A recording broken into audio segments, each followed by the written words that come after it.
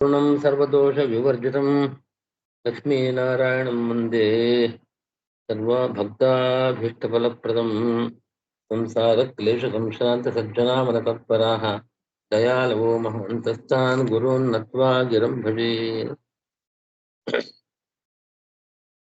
ॐ नारायणं गुणैः सर्वैः उदीर्णं दोषवर्जितं ज्ञेयं गम्यं गुरुंश्चापि नत्वा सूत्रार्थ उच्यते। ॐ अथातो ब्रह्मजिज्ञासा ॐ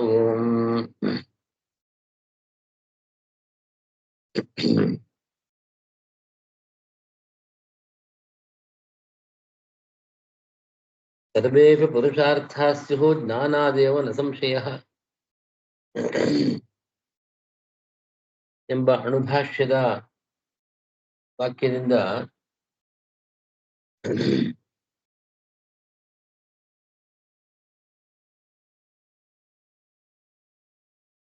ಈ ತೃತೀಯಾಧ್ಯಾಯ ಚತುರ್ಥ ಪಾದದ ಮೊದಲನೇ ಅಧಿಕರಣ ಪುರುಷಾರ್ಥಾಧಿಕರಣ, ಅನಂತರ ಇದೇ ಪಾದದ ಕೊನೆಯ ಅಧಿಕರಣ ಮುಕ್ತಿಫಲಾಧಿಕರಣ. ಈ ಎರಡೂ ಅಧಿಕರಣಗಳ ಸಾರವನ್ನ ಸರ್ವೇಪಿ ಪುರುಷಾರ್ಥ ಸ್ಯುಃ ಜ್ಞಾನಾದೇವ ಅಸಂಶಯ ಎಂಬ ಈ ವಾಕ್ಯದಿಂದ ಸಂಗ್ರಹ ಮಾಡಿದ್ದಾರೆ ಅಂತ ನಿರೂಪಣೆ ಮಾಡಿದ್ದಾರೆ ತತ್ವಮಂಜರಿಯಲ್ಲಿ. ಈ ಪಾದದಲ್ಲಿ 11 ಅಧಿಕರಣಗಳಿದೆ. 11 ಅಧಿಕರಣದಲ್ಲಿ ಮೊದಲನೇ ಅಧಿಕರಣ ಪುರುಷಾರ್ಥಾಧಿಕರಣ,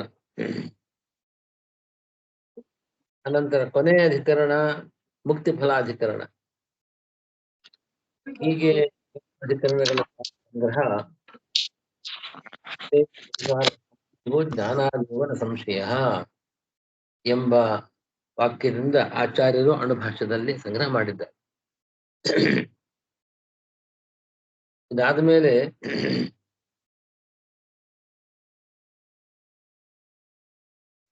ಎರಡು ಅಧಿಕರಣಗಳು. ಎರಡನೇ ಅಧಿಕರಣ ಓಂ ಅಸಾರ್ವತ್ರಿಕಿ ಓಂ, ಓಂ ಅಸಾರ್ವತ್ರಿಕಿ ಓಂ ಅಂತ ಒಂದು ಅಧಿಕರಣ. ಅದನ್ನ ಅಸಾರ್ವತ್ರಿಕ ಅಧಿಕರಣ ಅಂತ ಕರೆಯುವ ಪದ್ಧತಿ. ಅದಾದ್ಮೇಲೆ ನಾವಿಶೇಷಾಧಿಕರಣ.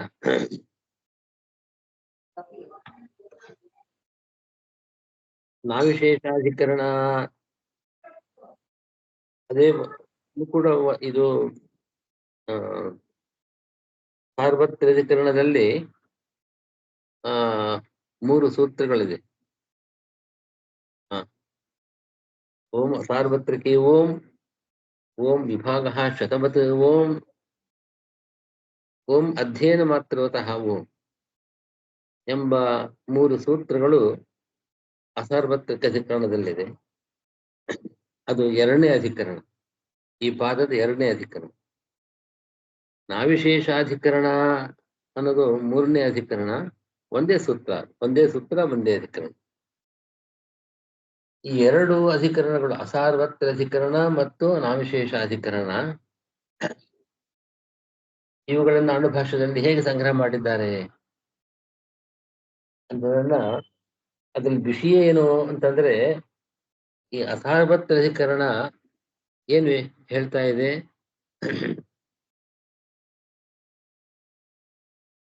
ಪುರುಷಾರ್ಥಾಧಿಕರಣದಲ್ಲಿ ಸಕಲ ಪುರುಷಾರ್ಥವನ್ನ, ಬ್ರಹ್ಮನ ಅಪರೋಕ್ಷ ಜ್ಞಾನ ಸಕಲ ಪುರುಷಾರ್ಥಗಳನ್ನು ಕೊಡತಕ್ಕದ್ದು.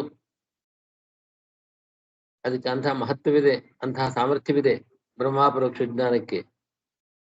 ಪುರುಷಾರ್ಥ ಅತಃ ಶ್ರುತಿ ತತ್ಶ್ರುತೆ ಅಂತ ಸೂತ್ರ ಇದು. ಬ್ರಹ್ಮಾಪರೋಕ್ಷ ಜ್ಞಾನದಿಂದ ಸಕಲ ಪುರುಷಾರ್ಥಗಳು ಸಿದ್ಧಿ ಆಗ್ತಾ ಇವೆ. ಹಾಗೆ ಹೇಳಿದಾಗ ಈ ಪ್ರಶ್ನೆ ಹುಟ್ಟುತ್ತೆ, ಈ ಶಂಕೆ ಹುಟ್ಟುತ್ತದೆ. ಹಾಗಿದ್ದ ಪಕ್ಷದಲ್ಲಿ ಪುರುಷಾರ್ಥಗಳು ಯಾರಿಗೆ ಬೇಡ? ಮನುಷ್ಯರು ಅಂತ ಸರ್ವರಿಗೂ ಕೂಡ ಪುರುಷಾರ್ಥಗಳ ಅಪೇಕ್ಷೆ ಇದೆ. ವಿಶೇಷವಾಗಿ ಅರ್ಥ ಕಾಮ ಅದಕ್ಕೆ ಬೇಕಾದ ಧರ್ಮ ಮೋಕ್ಷ ಈ ಚತುರ್ವಿಧ ಪುರುಷಾರ್ಥಗಳು ಕೂಡ ಕೆಲವರಿಗೆ ಮಾತ್ರ ಅಂತ ಅಪೇಕ್ಷೆ ಇರೋದೇನಿಲ್ಲ, ಅನೇಕರಿಗೆ ಅಪೇಕ್ಷೆ ಇದೆ ಅಥವಾ ಸರ್ವರಿಗೂ ಅಪೇಕ್ಷೆ ಇದೆ. ಪುರುಷಾರ್ಥಾಪೇಕ್ಷೆ, ಅರ್ಥದ ಅಪೇಕ್ಷೆ ಯಾರಿಗಿಲ್ಲ? ಅರ್ಥ ಕಾಮಗಳ ಮಧ್ಯದಲ್ಲಿ ಇದೆಯಲ್ಲ, ಇದು ಪುರುಷಾರ್ಥಗಳೇ. ಹೀಗೆ ಪುರುಷಾರ್ಥಗಳು ಸರ್ವಾಪೇಕ್ಷಿತವಾದದ್ದು. ಆದ್ದರಿಂದ ಪುರುಷಾರ್ಥ ಬ್ರಹ್ಮಜ್ಞಾನದ ಬ್ರಹ್ಮನ ಅಪರೋಕ್ಷ ಜ್ಞಾನವನ್ನು ಸರ್ವ ಪುರುಷಾರ್ಥಗಳು ಬ್ರಹ್ಮನ ಅಪರೋಕ್ಷ ಜ್ಞಾನದಿಂದ ಲಭ್ಯವಾಗ್ತದೆ ಅಂತಿದ್ದ ಪಕ್ಷದಲ್ಲಿ ಇಂತಹ ಪುರುಷಾರ್ಥಗಳ ಅಪೇಕ್ಷೆ ಮನುಷ್ಯ ಸಾಮಾನ್ಯಕ್ಕೆ ಇರತಕ್ಕಂತಹದ್ದು. ಮನುಷ್ಯರಿಗೆ, ದೇವತೆಗಳಿಗೆ, ಎಲ್ಲರಿಗೂ ಇದೆ. ಆದ ಕಾರಣ ಎಲ್ಲರಿಗೂ ಕೂಡ ಜ್ಞಾನಾಧಿಕಾರಿ ಇದೆ. ದೈತ್ಯರಿಗೂ ಇದೆ. ಯಾರಿಗಿಲ್ಲ ಪುರುಷಾರ್ಥಗಳ ಅಪೇಕ್ಷೆ. ಬ್ರಹ್ಮಜ್ಞಾನವು ಸಕಲ ಪುರುಷಾರ್ಥಪ್ರದವಾದದ್ದು ಅಂತ ಆದ ಪಕ್ಷದಲ್ಲಿ ಸಕಲರಿಗೂ ಪುರುಷಾರ್ಥಗಳ ಅಪೇಕ್ಷೆ ಸರ್ವರಿಗೂ ಇದ್ದ ಕಾರಣ ಸರ್ವರಿಗೂ ಬ್ರಹ್ಮಜ್ಞಾನದಲ್ಲಿ ಅಧಿಕಾರ ಅಂತ ಯಾಕೆ ಹೇಳ್ಬಾರ್ದು ಅಂತ ಪ್ರಶ್ನೆ ಬಂದಾಗ ಓಂ ಅಸಾರ್ವತ್ರಿಕಿ ಓಂ ಅನ್ನೋ ಸೂತ್ರ ಬಂದಿದೆ. ಇದು 10ನೇ ಸೂತ್ರ. 9 ಸೂತ್ರಗಳು ಪ್ರಥಮಾಧಿಕರಣದಲ್ಲಿದೆ. 10ನೇ ಸೂತ್ರ ಇದು. ಜ್ಞಾನಾಧಿಕಾರಿತ ಅಂದ್ರೆ ಜ್ಞಾನಾಧಿಕಾರಿತ ಅಸಾರ್ವತ್ರಿಕಿ, ಸಾರ್ವತ್ರಿಕವಲ್ಲ, ಸರ್ವರಿಗೂ ಜ್ಞಾನದಲ್ಲಿ ಅಧಿಕಾರವಿಲ್ಲ. ನ ಸರ್ವೇಷಾಂ ಅಧಿಕಾರ. ಮತ್ತೆ ಯಾರಿಗೆ ಅಂತಂದ್ರೆ ಹಿಂದಿನ ಪಾದದಲ್ಲಿ ಯಥಾಶಕ್ತಿ ಸಮಸ್ತ ವೇದಾಧ್ಯಯನವನ್ನು ಯಾರು ಮಾಡಿದ್ದಾರೆ ಅವರಿಗೆ ಸರ್ವವೇದಾಂತ ಪ್ರತ್ಯಯಂ ಚೋದನಾದ್ಯ ವಿಶೇಷಾತ್ ಅಂತ ಮೊದಲನೇ ತೃತೀಯ ಪಾದದ ಮೊದಲನೇ ಅಧಿಕರಣದಲ್ಲಿ ಹೇಳಿದಂತೆ ಯಾರು ಸಮಸ್ತ ವೇದಾಧ್ಯಯನವನ್ನು ಯಥಾಶಕ್ತಿ ಮಾಡಿದ್ದಾರೋ ಅವರಿಗೆ ಅಧಿಕಾರ. ಅದರಲ್ಲೂ ಕೂಡ ತಾರತಮ್ಯದಿಂದ ಅವರವರ ಯೋಗ್ಯತಾನುಸಾರವಾಗಿ ಹೊರತಾಗಿ ಏಕಪ್ರಕಾರದಿಂದ ಎಲ್ಲರಿಗೂ ಅಧಿಕಾರವಿಲ್ಲ, ಬ್ರಹ್ಮಜ್ಞಾನದ ಅಧಿಕಾರವಿಲ್ಲ. ಹಾಗೆ ಹೇಳಿದೆ. ಆದ್ದರಿಂದ ಸರ್ವರಿಗೂ ಪುರುಷಾರ್ಥದ ಅಪೇಕ್ಷೆ ಇರಬಹುದು, ಫಲದ ಅಪೇಕ್ಷೆ ಇರಬಹುದು. ಆದರೆ ಆ ಫಲದ ಸಾಧನದಲ್ಲಿ ಎಲ್ಲರಿಗೂ ಅಧಿಕಾರವಿಲ್ಲ.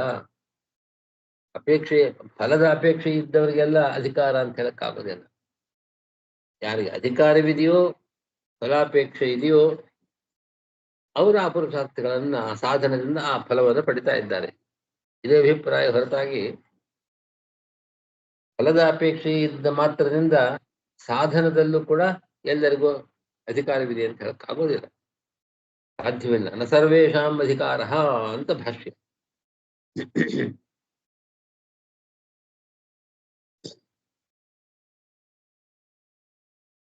ಆದರೆ ಒಂದು ಪ್ರಶ್ನೆ ಬರುತ್ತೆ.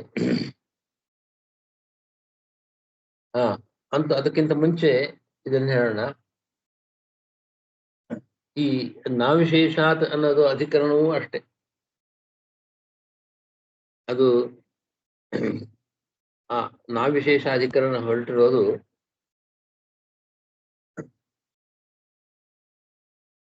ನ ಸಾಮಾನ್ಯೇನ ಅಧಿಕಾರ ದೇವಾದೀನ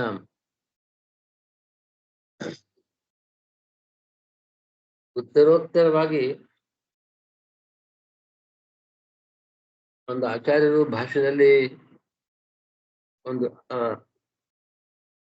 ಅಥ ಪುಮರ್ಥ ಸಾಧನಾನಿ, ಇದೊಂದು ಶ್ರುತಿ. ಇದು ಅಥ ಪುಮರ್ಥ ಸಾಧನಾನಿ, ಪುರುಷಾರ್ಥ ಸಾಧನಗಳಿವು ಯಾವ್ಯಾವುದು? ಅರ್ಥೋ ಧರ್ಮ ಜ್ಞಾನಂ ಇತಿ ಉತ್ತರೋತ್ತರಂ. ಅರ್ಥ ಅಂದ್ರೆ ನಿಮ್ಮ ಸಂಪತ್ತು, ಅದು ಕೂಡ ಪುರುಷಾರ್ಥ ಸಾಧನವಾಗತ್ತೆ ಅಲ್ವೇ? ಧನವಿದ್ದವರು ಧನವನ್ನ ತಮ್ಮ ಸುಖ ಸಾಧನವಾಗಿ ಉಪಯೋಗಿಸ್ಕೊಳ್ತಾರೆ. ಅನಂತರದಲ್ಲಿ ಧರ್ಮ ಅನ್ನೋದೊಂದು ಪುರುಷಾರ್ಥ. ಅದನ್ನೇ 4 ಚತುರ್ವಿಧ ಪುರುಷಾರ್ಥಗಳಲ್ಲಿ ಮೊದಲನೇ ಪುರುಷಾರ್ಥ ಧರ್ಮ. ಅರ್ಥ ಕಾಮ ಮೋಕ್ಷ ಅಂತ 4 ಅಲ್ವೇ? ಅರ್ಥ ಅದು ಪುರುಷಾರ್ಥವೂ ಹೌದು, ಪುರುಷಾರ್ಥ ಸಾಧನವೂ ಹೌದು. ಸಂಪತ್ತಿದೆಯಲ್ಲ, ಧನ, ಅರ್ಥ ಅಂದ್ರೆ ಧನ, ಧನವನ್ನೇ ಅಪೇಕ್ಷಿಸ್ತೇವೆ ನಾವು, ಅದು ಪುರುಷಾರ್ಥ. ಮತ್ತು ಆ ಧನದಿಂದ ಪುರುಷಾರ್ಥವನ್ನು ಪಡಿತೇವೆ, ನಾನಾ ವಿಧವಾದ ಸುಖಗಳನ್ನ, ಭೋಗಗಳನ್ನ ಪಡೆಯಬಲ್ಲೆವು. ಆದ್ದರಿಂದ ಅರ್ಥ ಅನ್ನೋದು ಕೇವಲ ಸ್ವಯಂ ಪುರುಷಾರ್ಥವೂ ಹೌದು, ಪುರುಷಾರ್ಥ ಸಾಧನವೂ ಹೌದು. ಅರ್ಥದಿಂದ ಧರ್ಮವನ್ನು ಸಂಪಾದನೆ ಮಾಡಬಹುದು, ಅರ್ಥದಿಂದ ಕಾಮವನ್ನು ಸಂಪಾದನೆ ಮಾಡಬಹುದು. ಅರ್ಥ ಧರ್ಮ ಸಾಧನವೂ ಹೌದು, ಧನವಿದ್ದವನು ನಾನಾ ಧರ್ಮ ಕಾರ್ಯಗಳನ್ನು ಮಾಡಬಹುದು. ಹಾಗೆ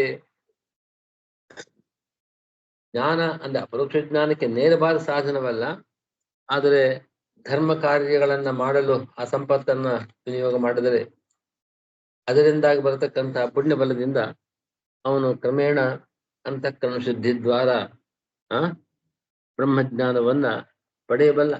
ಹೀಗಾಗಿ ಈ ಅರ್ಥ ಅನ್ನೋದು ಧರ್ಮವೂ ಹೌದು, ಧರ್ಮ ಸಾಧನವೂ ಹೌದು. ಒಟ್ಟಿನಲ್ಲಿ ಅರ್ಥೋ ಧರ್ಮ ಜ್ಞಾನಂ ಇತಿ ಉತ್ತರೋತ್ತರಂ, ಒಂದಕ್ಕಿಂತ ಒಂದು ಹೆಚ್ಚು ಪುರುಷಾರ್ಥ ಸಾಧನಗಳು. ತತ್ರ ಅಧಿಕಾರಿಣಃ, ಯಾರು ಅಧಿಕಾರಿಗಳು? ಮನುಷ್ಯಾಃ ಋಷಯಃ ದೇವಾಃ ಇತಿ ಉತ್ತರೋತ್ತರಂ. ಅಧಮಾಧಿಕಾರಿಗಳು ಮನುಷ್ಯರು, ಅವರಿಗಿಂತ ಹೆಚ್ಚಿನ ಅಧಿಕಾರ ಇರತಕ್ಕಂಥ ಋಷಿಗಳು, ಅವರಿಗಿಂತಲೂ ಹೆಚ್ಚಿನ ಅಧಿಕಾರವನ್ನು ಪಡೆದವರು ದೇವತೆಗಳು. ಉತ್ತರೋತ್ತರವಾಗಿ ಅವರಿಗೆ ಅಧಿಕಾರವಿದೆ. ನ ಅವಿಶೇಷ, ಎಲ್ಲರೂ ಸಮಾನವಾದ ಅಧಿಕಾರ ಇಲ್ಲ. ಎಲ್ಲರಿಗೂ ಅಧಿಕಾರವಿಲ್ಲ ಬ್ರಹ್ಮಜ್ಞಾನದಲ್ಲಿ. ಯಾರಿಗೆ ಅಧಿಕಾರವಿದೆಯೋ ಅವರಿಗೂ ಕೂಡ ಒಂದೇ ಸಮಾನವಾದ ಅಧಿಕಾರಗಳಲ್ಲ. ಸಾರ್ವತ್ರಿಕೆ ಎಂಬ ಅಧಿಕರಣ ಸರ್ವರಿಗೂ ಅಧಿಕಾರವಿಲ್ಲ, ಕೆಲವರಿಗೆ ಮಾತ್ರ ಅಧಿಕಾರ. ಕೆಲವರಿಗೆ ಯಾರಿಗೆ ಅಧಿಕಾರವಿದೆಯೋ ಅವರಿಗೂ ಕೂಡ ಏಕಪ್ರಕಾರವಾದ ಅಧಿಕಾರವಿಲ್ಲ, ತಾರತಮ್ಯವಿದೆ.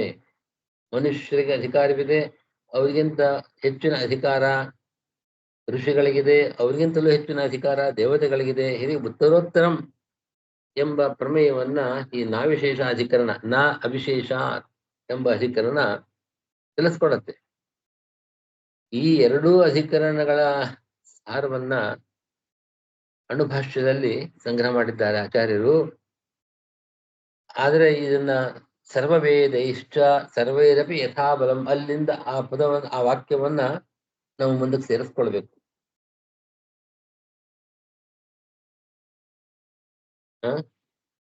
ಸರ್ವವೇದೇಶ್ಚ ಸರ್ವೈರಪಿ ಯಥಾಬಲಂ ಜ್ಞೇಯೋ ವಿಷ್ಣು ಎಂಬ ವಾಕ್ಯವನ್ನ ಸೇರಿಸಿಕೊಂಡು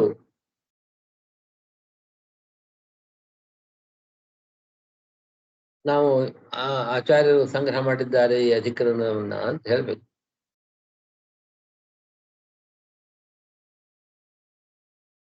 ಹಿಂದೆ ಸರ್ವೇಪಿ ಪುರುಷಾರ್ಥಾಸ್ಯೋ ಜ್ಞಾನಾದೇವ ನ ಸಂಶಯ ಅಂತಿದೆಯಲ್ಲ, ಅಲ್ಲಿ ಉತ್ತರೋತ್ತರಂ ಅಂತ ಸೇರಿಸ್ಕೊಳ್ಬೇಕು. ಜೊತೆಗೆ ಹಿಂದೆ ಬಂದದ್ದಂದ್ರೆ ಹಿಂದೆ ಕೂಡ್ಲಿ ಬಂದಿದೆ, ಹೆಚ್ಚು ದೂರ ಇಲ್ಲ. ಸಚ್ಚಿದಾನಂದ ಆತ್ಮೇತಿ ಮಾನುಷೇಷ್ಟು ಸರೇಶ್ವರೈ ಯಥಾಬಲಂ ಯಥಾಕ್ರಮಂ ಬಹುಗುಣೈ ಬ್ರಹ್ಮಣ ತ್ವಕಿರೇರ್ಗುಣೈ ಉಪಾಸ್ಯೋ ವಿಷ್ಣು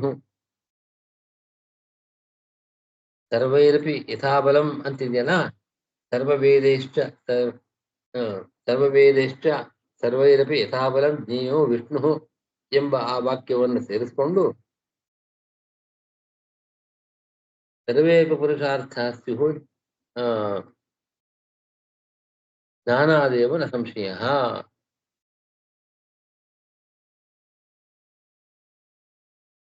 ಜ್ಞಾನಾದೇವ ನ ಸಂಶಯ, ಆ ಹಿಂದಿನ ವಾಕ್ಯವನ್ನು ಸೇರಿಸಿಕೊಂಡಾಗ ಸರ್ವವೇದೈಶ್ಚ ಸರ್ವೈರಪಿ ಯಥಾಬಲಂ ಜ್ಞೇಯೋ ವಿಷ್ಣು. ಇಲ್ಲಿ ಜ್ಞೇಯ ಅನ್ನೋದಕ್ಕೆ ಅಪರೋಕ್ಷ ಜ್ಞಾನಕ್ಕೆ ವಿಷಯನಾಗತಕ್ಕವನು ವಿಷ್ಣು. ಜ್ಞೇಯ ಅಂದ್ರೆ ವಿಷ್ಣುವಿನ ಅಪರೋಕ್ಷ ಜ್ಞಾನವನ್ನ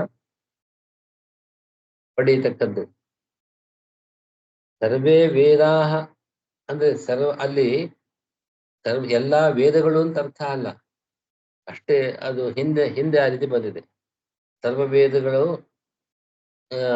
ಸರ್ವ ವೇದಗಳನ್ನು ಹೊಂದಿದವರು, ಅಂದ್ರೆ ಸರ್ವ ವೇದಾಧ್ಯಯನ ಮಾಡಿದವರು ಯಥಾಬಲಂ ತಮ್ಮ ತಮ್ಮ ಶಕ್ತಿ ಅನುಗುಣವಾಗಿ ಸರ್ವವೇದೈ ಸರ್ವೇ ವೇದಾಹ ಯೇಷಾಂ ತೈಹಿ ಅಂತ ಅದಕ್ಕೆ ವಿಗ್ರಹ.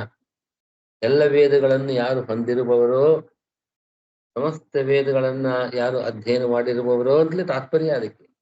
ಎಲ್ಲ ವೇದಗಳನ್ನು, ಇವನಿಗೆ ಎಲ್ಲಾ ವೇದಗಳು ಇದೆ ಅಂತಂದ್ರೆ ಋಗ್ವೇದಿ ಅಂತ ಕರೀತಾರೆ. ಋಗ್ವೇದಿ ಅಂತಂದ್ರೆ ಋಗ್ವೇದ ಉಳ್ಳವನು, ಯಜುರ್ವೇದಿ ಅಂತಂದ್ರೆ ಯಜುರ್ವೇದ ಉಳ್ಳವನು. ಋಗ್ವೇದ ಉಳ್ಳವನು ಅಂತ ಅರ್ಥ ಏನು? ಋಗ್ವೇದಾಧ್ಯಯನ ಮಾಡಿದವನು ಅಂತ ಅರ್ಥ ಅಲ್ವೇ? ಇವರು ಋಗ್ವೇದಗಳು, ಋಗ್ವೇದವನ್ನು ಹೊಂದಿದವರು. ಸಾಮವೇದಿ, ಸಾಮವೇದ ಉಳ್ಳವನು ಅಂದ್ರೆ ಸಾಮವೇದಾಧ್ಯಯನ ಮಾಡಿದವರು ಅಂತ. ಹಾಗೆ ಸರ್ವೇ ವೇದಾಹ ಯೇಷಾಂ, ಯಾರಿಗೆ ಸರ್ವವೇದಗಳು ಇವೆಯೋ ಅವರು ಸರ್ವವೇದರು. ಇದನ್ನ ಈ ಸಮಾಸ, ಅದು ಬಹುವ್ರೀಹಿ ಸಮಾಸ ಅಂತ ಕರೀತಾರೆ.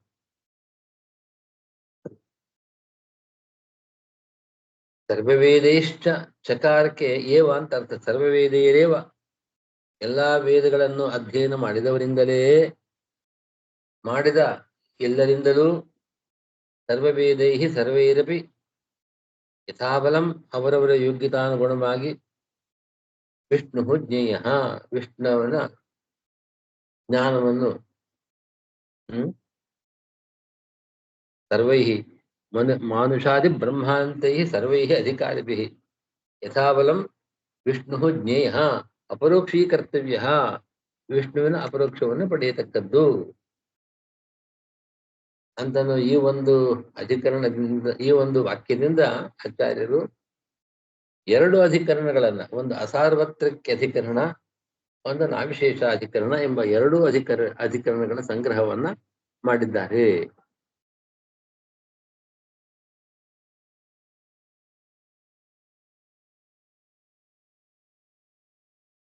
ಈ ಅಸಾರ್ವತ್ರಿಕ ಅಧಿಕರಣದಲ್ಲಿ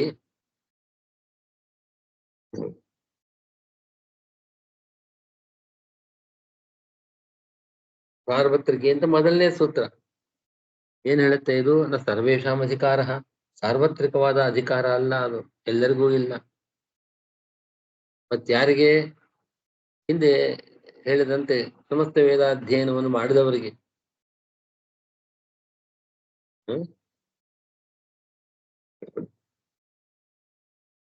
ಆದ್ರೆ ಒಂದು ಪ್ರಶ್ನೆ ಬರುತ್ತೆ, ಯಾರಿಗೆ ಫಲಾಪೇಕ್ಷೆ ಇದ್ದವರೆಲ್ಲ ಅಧಿಕಾರಿಗಳಲ್ವೇ? ಫಲಾಪೇಕ್ಷೆ ಅರ್ಥಿ ಸಮರ್ಥೋ ವಿದ್ವಾನ್ ಅಧಿಕ್ರಿಯತೆ ಅಂತ ಒಂದು ವಾಕ್ಯ ಇದೆ. ಅರ್ಥಿ ಅಂತಂದ್ರೆ ಫಲಾಪೇಕ್ಷೆ ಉಳ್ಳವರು ಅಂತ ಅರ್ಥ. ತಮ್ಮ ಸಾಮರ್ಥ್ಯ ಇದ್ದವನು, ನಮಗೆ ಮನಸ್ಸಿನಲ್ಲಿ ಅಧ್ಯಯನ ಮಾಡಿದ ವಿಷಯವನ್ನು ಧಾರಣ ಮಾಡಬಲ್ಲವನು, ಈ ಸಾಮರ್ಥ್ಯ. ಹೀಗೆ ಅರ್ಥಿತ್ವ ಮೊದಲಾದ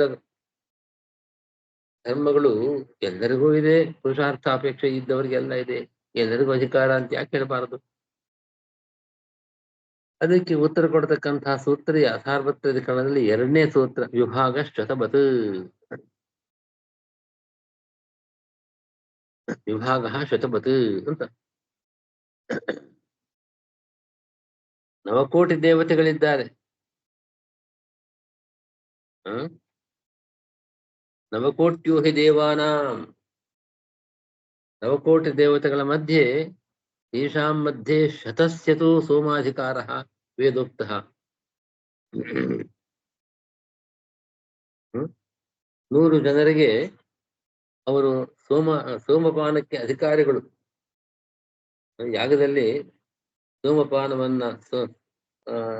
ಸೋಮಪಾನವನ್ನು ಕೊಟ್ರೆ, ಸೋಮವನ್ನು ಕೊಟ್ರೆ ಅದನ್ನು ಸ್ವೀಕಾರ ಮಾಡತಕ್ಕಂತ ಅಧಿಕಾರಿಗಳು 10 ಕೋಟಿ ದೇವತೆಗಳೇ.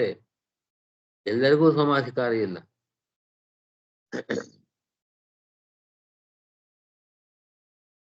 ಮತ್ತೇನು? 2 ಮತ್ತು 100 ಬ್ರಹ್ಮದ್ವಯಾಧಿಕ ಶತಸ್ಯ, ಪರಬ್ರಹ್ಮ ಅಪರಬ್ರಹ್ಮ. ಈ 100 ಮತ್ತು ಇಬ್ಬರು ಬ್ರಹ್ಮರು. ಪರಬ್ರಹ್ಮ ಸರ್ವೋತ್ತಮನಾದ ಭಗವಂತ, ಅಪರಬ್ರಹ್ಮ ಅಂದ್ರೆ ಚತುರ್ಮುಖ ಬ್ರಹ್ಮದೇವರು, ಮತ್ತು 100 ದೇವತೆಗಳು. ಹೀಗೆ ಇವರಿಗೆ ಮಾತ್ರ ಸೋಮಾಧಿಕಾರ ಅಂತ. ಸೋಮಪಾನದ ಅಪೇಕ್ಷೆ ಎಲ್ಲರಿಗೂ ಇರಬಹುದು,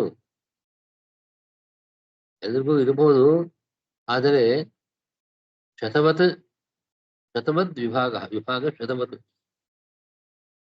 ಅದನ್ನ ಒಂದು ಪ್ರಮಾಣ ವಚನವನ್ನ ಆಚಾರ್ಯರು ವ್ಯಕ್ತಪಡಿಸ್ತಾರೆ. ನವಕೋಟ್ಯೋ ಹಿ ದೇವಾನಾಂ, ದೇವತೆಗಳು 9 ಕೋಟಿಗಳಿದ್ದಾರೆ. ತೇಷಾಂ ಮಧ್ಯೆ ಶತಸ್ಯತು ಸೋಮಾಧಿಕಾರ ವೇದೋಕ್ತಃ, 100 ಜನ, ಅದರ ಮೇಲೆ ಇಬ್ಬರು, ಬ್ರಹ್ಮಣಿ 2 ಶತಾಧಿಕೆ, 100ಕ್ಕಿಂತ ಮೇಲೆ ಇಬ್ಬರು. ಯಥಾ ತಥೈವ, ಅದರಂತೆ ಅಸಂಖ್ಯೇಯ ಪ್ರಜಾ, ಜೀವರಾಶಿ ಅಸಂಖ್ಯೇಯವಾಗಿದೆ. ತಾಸು ಕಿಯಾಂಜನ ಜ್ಞಾನಾಧಿಕಾರಿ ಸಂಪ್ರೋಕ್ತ, ಕೆಲವರು ಮಾತ್ರ ಜ್ಞಾನಾಧಿಕಾರಿಗಳು. ಯಾರವರು? ವಿಷ್ಣು ಪಾದೈಕ ಸಂಶಯ, ಭಗವಂತನಲ್ಲಿ ವಿಶೇಷವಾದ ಭಕ್ತಿಯನ್ನುಳ್ಳವರು. ಅಂತ ಹಾಗೆ ಕಿಯಾಂಜನ, ಕೆಲವರು ಮಾತ್ರ.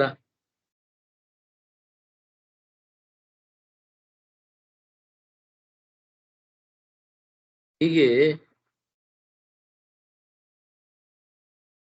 102 ದೇವತೆಗಳಿಗೆ ಮಾತ್ರ ಸೋಮಾಧಿಕಾರ, 100 ಜನರು ಮತ್ತು ಇಬ್ಬರು.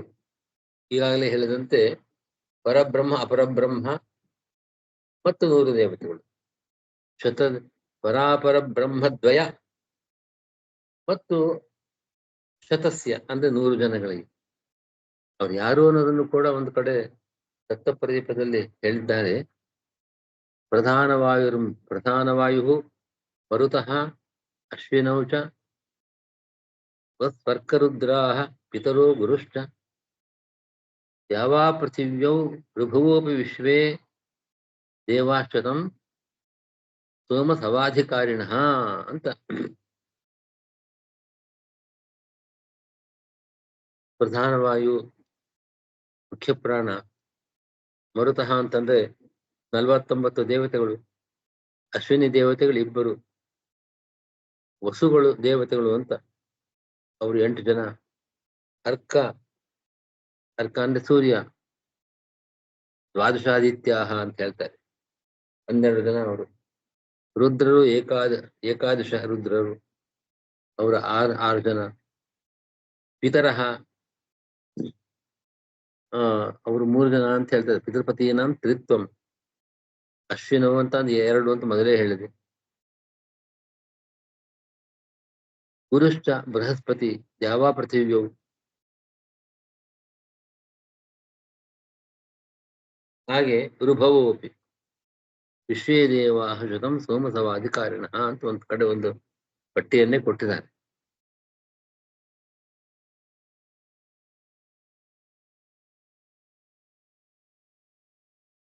ಹಾಗೆ ಎಲ್ಲರಿಗೂ ಫಲದ ಅಪೇಕ್ಷೆ ಇರ್ಬೋದು, ಅವರೆಲ್ಲರಿಗೂ ಅಲ್ಲ. ಮತ್ತೆ ಯಾರಿಗೆ ಅಂತಂದ್ರೆ ಓಂ ಅಧ್ಯಯನ ಮಾತ್ರವತಃ ಓಂ ಅಂತ ಒಂದು ಸೂತ್ರ.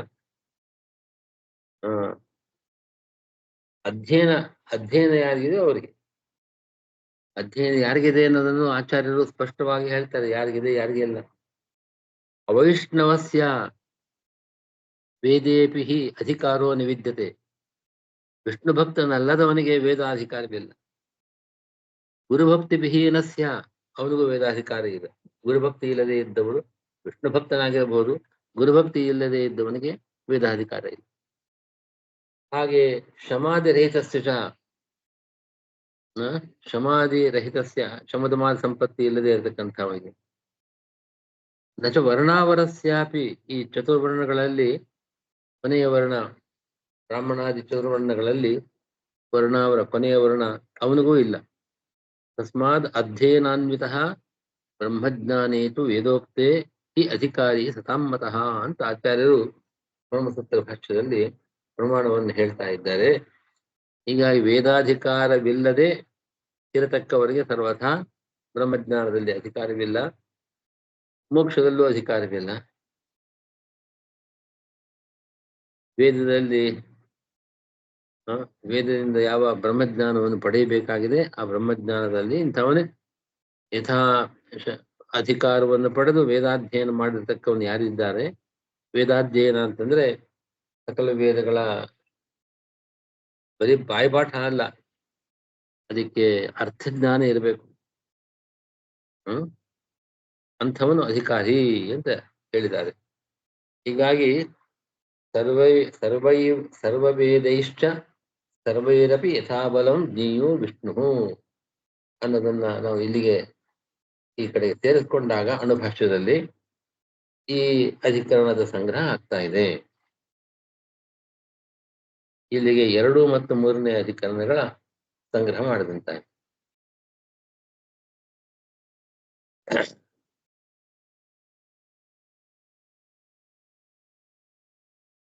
ಇದ್ರ ಮುಂದಿಂದು ನಾ ಹೇಳ್ತೀನಿ. ಸ್ವಾಮೀಜಿಗೆ ವೇದವ್ಯಾಸ ದೇವರು ಬಂದು ಕಲಿಯುಗ ಅಂತ ಹೇಳಿ ವೇದ ವಿಭಾಗ ಮಾಡಿ 4 ವೇದನ ಕೊಟ್ಟಿದ್ದಾರೆ. ಆಕ್ಚುಲಿ ಮೋಕ್ಷ ಸಾಧನಕ್ಕೆ ಪೂರ್ತಿ ವೇದ ಬೇಕಾಗಿರುತ್ತ, ಚತುರ್ವೇದನೂ ಬೇಕಾಗಿರುತ್ತ ಅವ್ರಿಗೆ? ಯಥಾಬಲಂ ಅವರಿಗೆ ಋಗ್ವೇದ, ಯಜುರ್ವೇದ, ಸಾಮವೇದ, ಅಥರ್ವವೇದ, ಪಂಚಮ ವೇದವಾದ ಮಹಾಭಾರತ ಎಲ್ಲವನ್ನೂ ಅಧ್ಯಯನ ಮಾಡುವ ಯೋಗ್ಯತೆ ಇದ್ದರೆ ಅಷ್ಟು ಮಾಡ್ಬೇಕು. ಅಷ್ಟು ಶಕ್ತಿ ಇಲ್ಲ, ಶಕ್ತಿ ಇದೆಯೋ ಇಲ್ಲ ಸ್ವಯಂ ವೇದ್ಯ. ಕೆಲವರು ಸೋಮಾರಿಗಳಿರ್ತಾರೆ, ಇದ್ರು ಕೂಡ ಅಧ್ಯಯನ ಮಾಡೋದಿಲ್ಲ, ಬೇಕಾಷ್ಟು ಜನ ಇದ್ದಾರೆ. ಹಾಗಾಗಿ ನಿರ್ವಂಚನೆಯಿಂದ ತನಗೆ ಶಕ್ತಿ ಇದ್ದಷ್ಟು ಸಕಲ ವೇದಗಳನ್ನ ಅಧ್ಯಯನ ಮಾಡತಕ್ಕದ್ದು ಅಂತ ಅಭಿಪ್ರಾಯ. ಕಲಿಯುಗದಲ್ಲಿ ವೇದವ್ಯಾಸ ಎಷ್ಟು ಕೊಡ್ತಾರೆ ಅದನ್ನ ಮಾಡಿ, ಕೃತಿಯುಗದಲ್ಲಿ ತ್ರೇತಾಯುಗದಲ್ಲಿ ಅಲ್ಲೆಲ್ಲ ಹೆಚ್ಚು ವೇದಗಳ ಇದ್ದವರು ಇದ್ದಾರೆ. ಈ ಕಲಿಯುಗಕ್ಕಿಂತ ಹೆಚ್ಚು ಲಬ್ಧಿ ಇದೆ, ಅವರಿಗೆ ಉಪಲಬ್ಧಿ ಇದೆ. ಹೌದು. ನಮಸ್ಕಾರ ಗುರುಗಳೇ. ನಮಸ್ಕಾರ. ನಮಸ್ಕಾರ ಶ್ರೀಗಳೇ.